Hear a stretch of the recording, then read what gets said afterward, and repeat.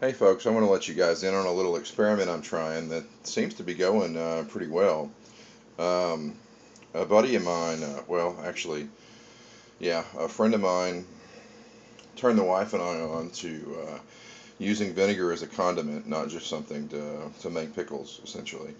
So we've been really digging on Heinz malt vinegar and um, just regular distilled vinegar and stuff like that lately. And a buddy of mine said, well, why don't you turn your beer into, or you can turn your beer into vinegar. You can make it essentially just like you do um, your wine and your beer. So Tim Dog was the guy who showed me this. He's on my subscriber list. Really good guy. He's on my discussion board too. He's been very, very helpful in this little experiment. So the first thing you need is basically the vinegar equivalent of of yeast to do that, or to make vinegar. So I've got one of my, I think that's my Dunkel or my Hefeweizen. I forget which one, honestly. Sitting over there on the right, that's essentially fermenting into vinegar.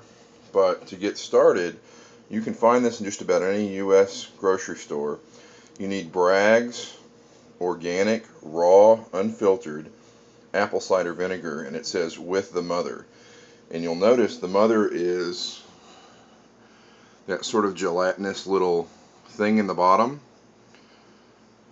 So you get some of that, that's essentially your yeast, and you pour that into a fermentation vessel. I'm just using a 1 liter bottle for right now. And you want to, should not be airtight. So I've got the lid on there to keep any particles or anything out, but it's not really screwed down. So this has been going for about, 4 weeks or so now. And you can see one of the things that Tim was talking about to look for to make sure it's actually fermenting once you get a little bit of the mother from the bottom of this in there, is you see that little grease-like layer?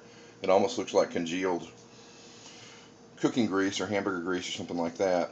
That is a cellulose-like layer that demonstrates the fact that you've actually got the acetoacetic bacteria, I think is what it's called, in your batch. And you'll notice if I manhandle this at all in any way, that little layer is going to slowly float down to the bottom. You can see it moving. That doesn't hurt it at all. And I've done it a couple of times so far, so you can see there's a big layer built up on the bottom of those little bitty layers. So I'm going to probably let this go for another month or until it stops forming that top layer. And I'm going to see how it goes. Now, if I take the cap off of this now, I tried it once a week or so or something along those lines. You definitely pick up the vinegar aroma. It's not as strong as I thought it would be, so I might end up fortifying that with a little vodka or something like that. Just a little bit, not a whole lot. It's just cool to watch that layer go down. So yeah, I'm playing around with this. It's just something alternate I can do with my main hobby, making vinegar.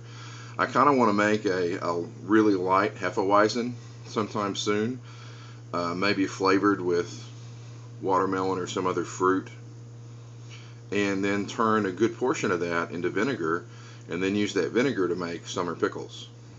So that's kind of the next step here. I've got plenty of other projects going. I'm working right now a lot with my business partner. We're trying to get bringyourown.keg.com off the ground. The website's up, but we're still tinkering with how we want to display products and stuff like that. It's actually open for business if you guys want to go check it out. It's kegerator kits and stuff like that. So, but I wanted to show you guys this little experiment I've been running on the top of my refrigerator.